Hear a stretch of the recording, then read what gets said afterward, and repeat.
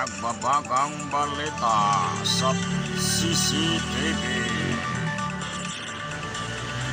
Good morning mga kaibigan, mga kababayan ng Pilipinas. Andito po tayo ngayon sa lugar sa Davao City. Live po tayo ngayon sa umaga. At walang kinikilingan, serbisyong totoo lamang. Dahil hindi natutulog ang balita, walang tulugan kinakasuyok man. At may nakitang lalaki dito sa parking area na wala ng buhay. At hindi pa natukoy kung ano ang kinalaman ng kanyang kinamatay.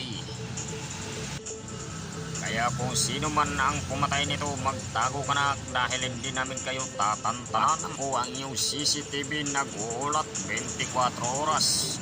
Walang kinikilingan, serbisyong totoo lamang. Dahil hindi natutulog ang balita, walang tulugan kinakasuyok man.